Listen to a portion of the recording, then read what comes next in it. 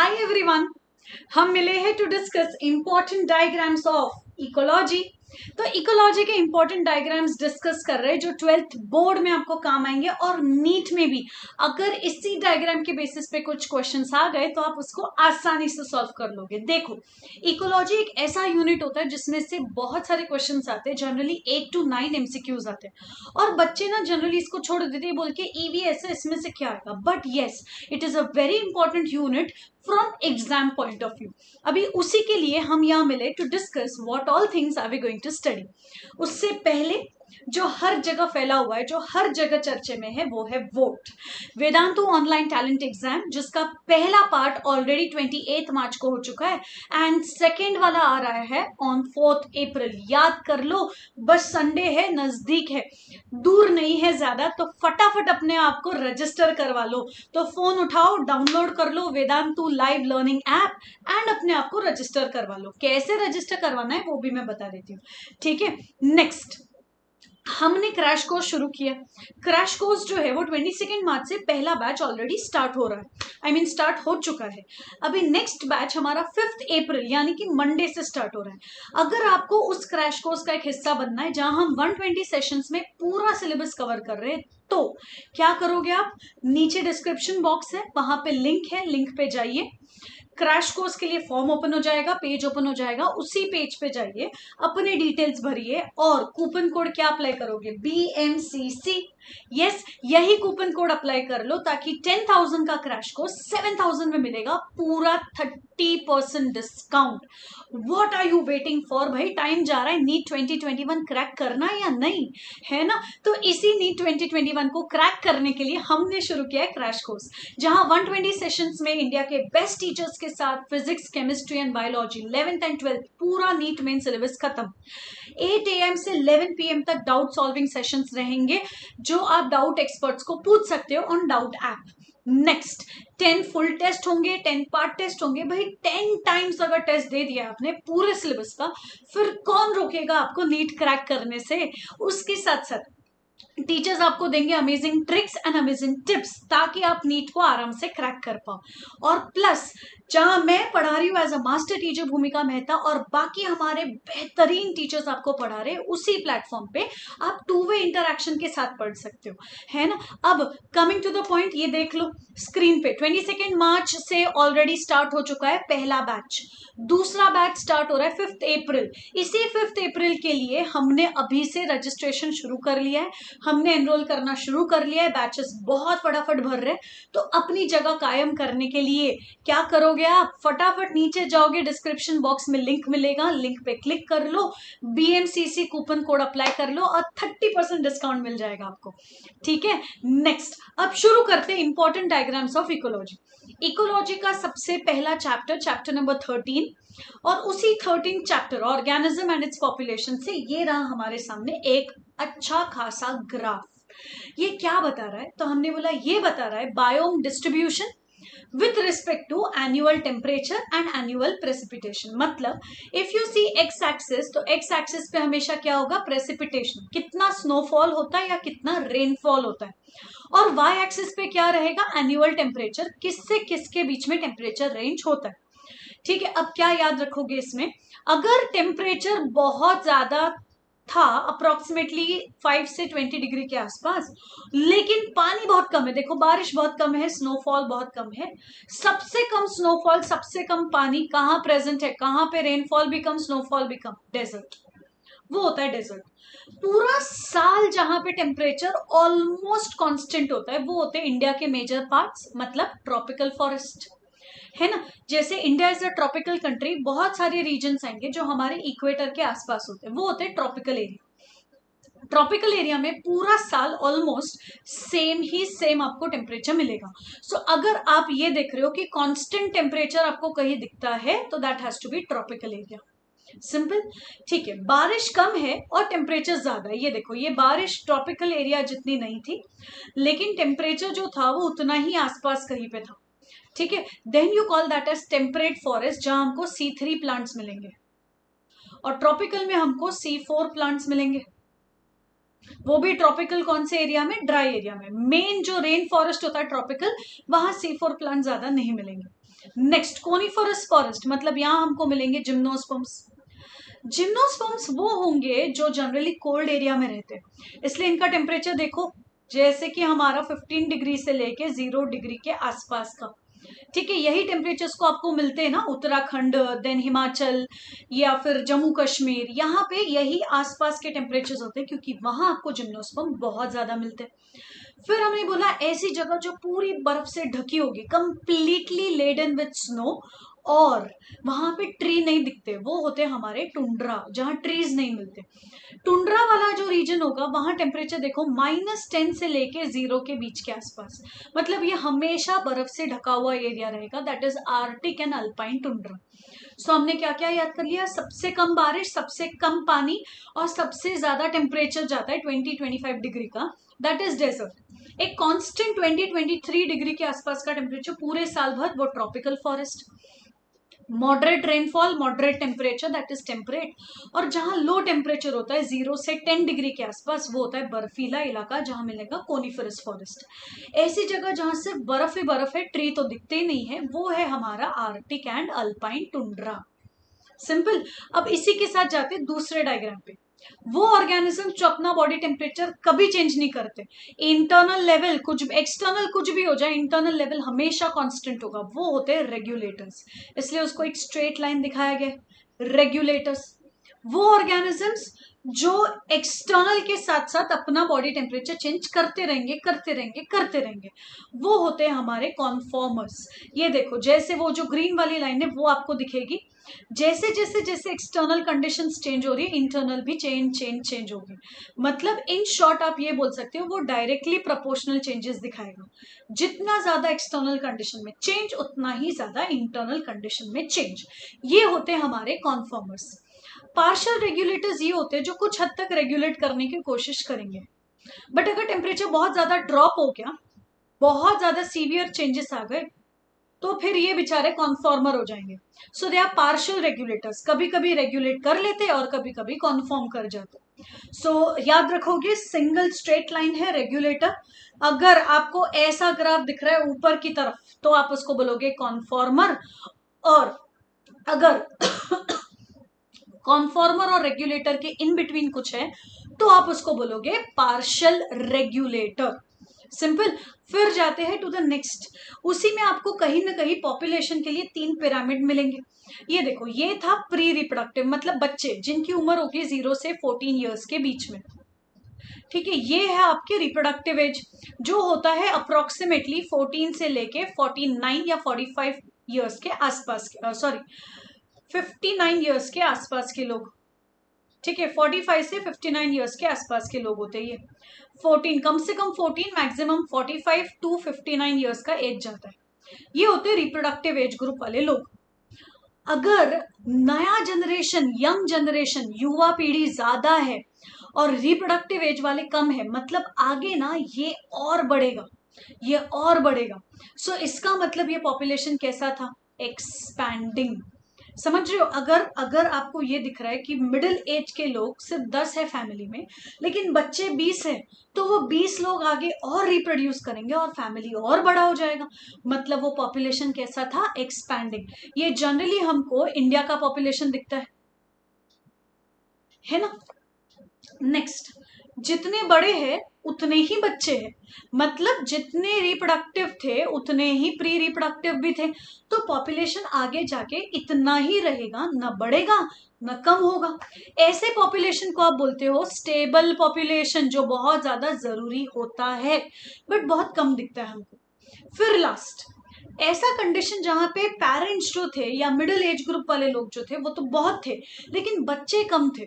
मतलब सोचो, अगर हमको 14 से 45-50 ईयर्स के बीच में अगर 20 लोग दिखते हैं फैमिली में, लेकिन सिर्फ 5-6 ही बच्चे हैं, तो आगे का जनरेशन और कम हो जाएगा, उसके आगे और कम हो जाएगा।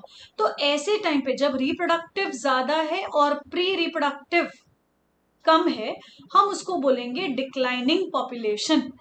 क्लियर। इंक्रीजिंग या एक्सपैंडिंग कब बोलोगे, जब आपको क्या दिखेगा, प्री रिप्रोडक्टिव ज्यादा है as compare to reproductive. Stable कब बोलोगे, जब रिप्रोडक्टिव और प्री रिप्रोडक्टिव दोनों सेम है।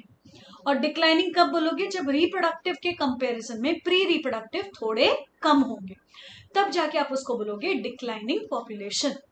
इसी के साथ जाते हैं टू अनदर ग्राफ 13.6, उसी चैप्टर का ग्राफ है ये। और ये ग्राफ क्या बोलते हैं? अगर आपने पॉपुलेशन के वर्सेस पॉपुलेशन डेंसिटी के वर्सेस टाइम रखा तो आपको एक फॉर्मूला मिलेगा, that is dn by dt is equal to Rn, जहां पे dn by dt is population density at time t, R मतलब birth minus death per capita, and into n that is original population density. ये formula मिलता है आपको, simple. अब यही पे अगर आपने सोचा कि मैंने ये ग्रोथ नहीं लेना है, मैंने कौन सा ग्रोथ लेना है, मतलब ऊपर वाला जो था वो एक्सपोनेंशियल ग्रोथ था, उसके बदले आपको लॉजिस्टिक ग्रोथ लेना था। सो ऊपर वाला जो रेड वाला था वो कौन था? Exponential growth.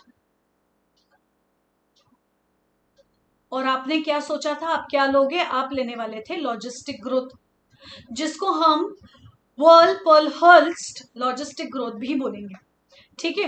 तो पर्ल-वर्हल्स्ट लॉजिस्टिक ग्रोथ बोला तो उसमें क्या दिखेगा कि एक वैल्यू होता है के, कैरिंग कैपेसिटी, मतलब उस एरिया पे उस स्पीशीज के इतने लोग मैक्सिमम कैरी हो सकते, उससे ज्यादा लोग आप कैरी नहीं कर सकते।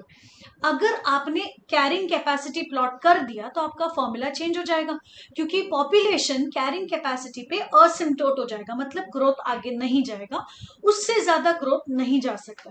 ऐसे केस में आपका फॉर्मूला चेंज हो जाएगा, dn by dt is equal to Rn bracket k minus N upon K, जहां k क्या होगा?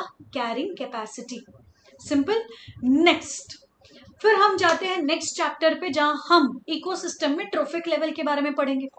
ट्रोफिक लेवल में आप पिरामिड बना सकते थे बेस्ड ऑन नंबर, आप पिरामिड बना सकते थे based on biomass. Pyramid of number आपको अपराइट कब दिखेगा? ग्रासलैंड इकोसिस्टम में। पिरामिड ऑफ बायोमास आपको अपराइट कब दिखेगा? तो हमने बोला under a condition which is again known as, अच्छा यहाँ तो ठीक है, तो हमने बोला यहां पे भी हमको दिखेगा इन केस ऑफ फॉरेस्ट नहीं, ग्रासलैंड इकोसिस्टम। तो ग्रासलैंड इकोसिस्टम में चाहे आप पिरामिड ऑफ नंबर बोलो या पिरामिड ऑफ बायोमास बोलो, आपको क्या दिखने वाला था? Upright pyramid. Simple, upright pyramid आपको दिख जाएगा। अब नेक्स्ट, इन्वर्टेड पिरामिड कब दिखेगा? तो हमने बोला एक केस जब आपने पिरामिड ऑफ बायोमास लिया है, लेकिन फाइटोप्लैंक्टन्स जो प्राइमरी प्रोड्यूसर्स होते हैं, फाइटोप्लैंक्टन, उनका वजन काफी कम होता है as compare to primary consumer जो होते हैं जू प्लैंक्टन। तो जू प्लैंक्टन का वजन ज्यादा था as compare to phytoplankton. Simple, तो हमको इन्वर्टेड पिरामिड ऑफ बायोमास दिख जाएगा। अब क्या याद रखोगे? This is seen in case of pond ecosystem. Simple, नीचे वाला पिरामिड देखो, ये भी अपराइट है। डिफरेंस यहाँ पे देखो, एनर्जी जूल के फॉर्म में था, that means it is pyramid of energy, pyramid of number, pyramid of biomass, और ये तीसरा pyramid, pyramid of energy. Pyramid of number inverted हो सकता है, जैसे कि पैरासाइटिक फूड चेन में होता है। पिरामिड ऑफ बायोमास इन्वर्टेड हो सकता है, जैसे कि आपको दिख रहा है स्क्रीन पे, पॉन्ड इकोसिस्टम में होता है। लेकिन पिरामिड ऑफ एनर्जी ये कभी भी इन्वर्टेड नहीं होता, ये हमेशा अपराइट होता है, it's always and always upright. क्यों ऐसा? और क्या याद रखोगे? जितना भी सनलाइट होगा उसका 1% सनलाइट जाता है टू प्लांट, फिर उसका 10% to primary producer, 10% to primary consumer, क्या बोला मैंने, हाँ, सनलाइट का 1% जाएगा to plants which is producer, 10% जाएगा to primary consumer, 10% to secondary consumer and 10% to tertiary consumer. हर एक लेवल पे 10% एनर्जी पास होता है, 90% लॉस होता है। लेकिन सनलाइट के केस में only 1% of the energy is absorb. Total sunlight का केवल 1% एनर्जी कौन लेगा? Plants, primary producer. इसी के साथ आते हैं नेक्स्ट वाले हमारे इमेज पे, और ये क्या बता रहा है? तो हमने बोला ये बता रहा है हमको स्पीशीज एरिया रिचनेस और स्पीशीज रिचनेस और एरिया के साथ का रिलेशन। अगर आपने देखा कि आप एक नया एरिया एक्सप्लोर कर रहे हो तो आपको क्या दिखेगा, जितना ज्यादा आप एरिया एक्सप्लोर करोगे उतना स्पीशीज रिचनेस बढ़ते जाएगा बढ़ते जाएगा। बट एक टाइम आने के बाद वो क्या होते जाएगा, कांस्टेंट कांस्टेंट एंड कांस्टेंट। इसका मतलब आप कितना भी बड़ा एरिया क्यों ना ले लो, आप उसको एक्सप्लोर करो करो करो, एक हद के बाद वो एक्सप्लोर नहीं हो सकता है, वो कांस्टेंट हो जाएगा, उससे ज्यादा स्पीशीज आपको वहां मिलेंगे ही नहीं। क्लियर। इसीलिए हमारा फॉर्मूला क्या आ जाता है, S is equal to C A raise to Z, जहां एस क्या था, स्पीशीज रिचनेस, सी क्या होगा हमारे पास, तो हमने बोला C will be your Y coefficient, A जो था दैट इज एरिया एक्सप्लोर्ड, और जेड रहेगा रिग्रेशन कोएफिशिएंट। सिंपल। इसी को अगर आपने लॉगरिथमिक वैल्यू निकाल के फिर ग्राफ ड्रॉ कर लिया तो आपको लीनियर कर्व दिखेगा। क्लियर। नेक्स्ट, इलेक्ट्रोस्टैटिक प्रेसिपिटेटर, क्या दिख रहा है हमको, तो हमने बोला इलेक्ट्रोस्टैटिक प्रेसिपिटेटर ऐसे तो हमारे बोर्ड्स में नहीं आएगा, बट नीट में आ सकता है, क्योंकि नीट के हिसाब से सिलेबस डिलीट नहीं हुआ। तो ऐसे केस में क्या याद रखोगे, अगर आपके पास एक इमेज है जहां पे डर्टी एयर अंदर आ रहा है और ऊपर से वाटर या फिर लाइम स्प्रे हो रहा है, इसका मतलब ये होगा आपका स्क्रबर। स्क्रबर वो होता है जो सल्फर डाइऑक्साइड जैसे गैसेस को रिमूव करने में हेल्प करेगा, it helps to remove sulphur dioxide जैसे गैसेस। बट अगर आपके पास ऐसा कोई इमेज था तो वो होगा इलेक्ट्रोस्टैटिक प्रेसिपिटेटर। ये कहां यूज होगा, तो हमने बोला ये यूज होगा थर्मल पावर प्लांट। क्यों, तो हमने बोला in order to separate molecules, तो क्लीन एयर बाहर आना चाहिए, जितने भी आपके डस्ट पार्टिकल्स थे, पार्टिकुलेट मैटर थे, वो सब इलेक्ट्रॉन से कवर हो जाते हैं जब कोरोना ऑफ इलेक्ट्रॉन्स डिस्चार्ज होगा, और इसलिए सबके सब क्या बन जाएंगे, नेगेटिवली चार्ज्ड। क्योंकि सब नेगेटिवली चार्ज थे, जब वो पॉजिटिव कलेक्शन प्लेट से गुजरेंगे तो सब फटाफट नीचे गिरेंगे, प्रेसिपिटेट होंगे बिकॉज ऑफ इलेक्ट्रोस्टैटिक फोर्स, और इसलिए हमने इसको क्या बोल दिया, इलेक्ट्रोस्टैटिक प्रेसिपिटेटर। याद रखो, सल्फर डाइऑक्साइड के लिए स्क्रबर, जहां वाटर या लाइम स्प्रे किया जाएगा, नीचे आपके पास एक्टिवेटेड चारकोल होगा, उस पर वो बेचारा चिपक जाएगा। लेकिन अगर आप थर्मल पावर प्लांट का वेस्ट ले रहे हो, अगर आप यूज कर रहे हो something called as your particulate matter removal, तो आप क्या यूज करोगे, इलेक्ट्रोस्टैटिक प्रेसिपिटेटर। क्लियर। नेक्स्ट, अगर आपने अपने मतलब एक किसी इंडस्ट्री में वेस्ट वाटर को डायरेक्टली वाटर बॉडी में छोड़ दिया तो क्या दिखेगा, जहां से सीवेज डिस्चार्ज हुआ था वहां पे आपको क्या दिखेगा, जो डिजोल्व ऑक्सीजन था उसका वैल्यू फटाक से गिर गया, ये देखो फटाक से ड्रॉप हो गया डिजोल्व ऑक्सीजन। क्यों, क्योंकि ऑक्सीजन डिमांड अचानक से बढ़ गया, जितना ज्यादा ऑर्गेनिक मैटर उतना ऑक्सीजन डिमांड बढ़ेगा और डिजोल्व ऑक्सीजन कम हो जाएगा। सो जहां जहां सीवेज डिस्चार्ज होगा वहां वहां क्या दिखेगा, ऑक्सीजन डिमांड धड़ाधड़ बढ़ रहा है, फटाफट इंक्रीज, लेकिन डिजोल्व ऑक्सीजन डिप्लीट। सिंपल। फिर आगे जाके वो क्या हो जाएगा, तो हमने बोला वो आगे जाके क्या हो जाएगा, डाइल्यूट, और डाइल्यूट होने की वजह से बीओडी फिर से नीचे हो जाएगा और आपका जो डिजोल्व ऑक्सीजन था वो फिर से ऊपर हो जाएगा। सिंपल। बट सीवेज डिस्चार्ज के इधर aquatic animals like fishes and other organisms are harmed. फिर हमने बोला let's look forward to the last part and that is, अगर आपके पास ग्रीन हाउस गैसेस है तो क्या याद रखोगे, सबसे ज्यादा कोई ग्रीन हाउस गैस अगर कंट्रीब्यूट करता है दैट्स कार्बन डाइऑक्साइड, CO2 आएगा पहली पोजीशन पे, सेकंड पे कौन आएगा, तो हमने बोला वही मीथेन CH4, तीसरे पे वो जिसको हमने बैन कर दिया यूज करना CFC, चौथे पे हमारे पास होगा N2O नाइट्रोजन ऑक्साइड्स, उसको NXO लिखा तो भी चलेगा। सिंपल। तो ये थे हमारे important diagrams from ecology unit. If you want the PDF notes of all the possible sessions that we are having, तो फटाफट जाओ नीचे डिस्क्रिप्शन बॉक्स में और टेलीग्राम लिंक को ज्वाइन कर लो। Yes, till then stay tuned with Vedantu NEET Made Easy. Bye everyone. Do not forget to like, share and subscribe.